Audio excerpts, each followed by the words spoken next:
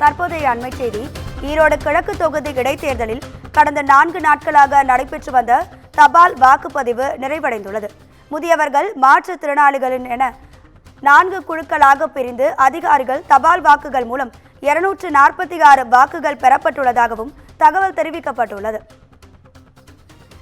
இது குறித்தான கூடுதல் தகவல்களை தருவதற்காக நமது செய்தியாளர் மணிகண்டன் இணைப்பில் இருக்கிறார். வணக்கம் மணிகண்டன், உங்க விரிவான தகவல்களை சொல்லுங்க. நிச்சயமாக ராதிகா, ஈரோடு கிழக்கு தொகுதிக்கான இடைத்தேர்தல் வருகின்ற பிப்ரவரி 5ஆம் தேதி நடைபெற உள்ள நிலையில் தேர்தலுக்கான முன்னேற்பாடு பணிகள் தீவிரமாக நடைபெற்று வருகிறது. இந்நிலையில ஈரோடு கிழக்கு தொகுதியில் 85 வயதிற்கு மேற்பட்ட வாக்காளர்கள் 207 பேரும், மாற்றுத்திறனாளி வாக்காளர்கள் 49 பேரும் என மொத்தம் 256 பேரிடம் அவர்களின் வீட்டிற்கே சென்று தபால் வாக்குகள் சேகரிக்கும் பணி கடந்த 23ஆம் தேதி துவங்கப்பட்டது.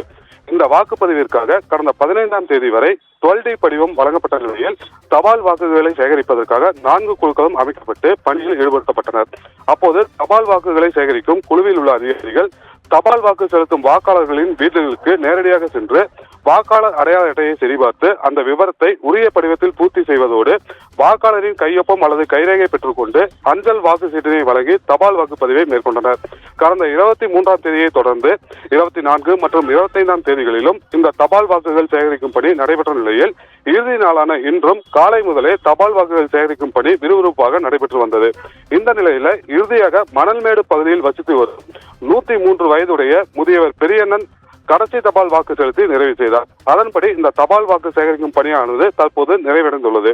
அப்போது தபால் வாக்கு செலுத்துவதற்காக 12D படிவம் பெற்று ஒப்புதல் அளித்திருந்த 256 பேரில் 3 பேர் மரணமும் 7 பேர் வாக்களிக்க முடியாத சூழ்நிலையும் ஏற்பட்டதால் மீதமுள்ள 246 பேர் தபால் வாக்கு செலுத்தியுள்ளதாக அதிகாரிகள் தகவல் தெரிவித்திருக்காங்க.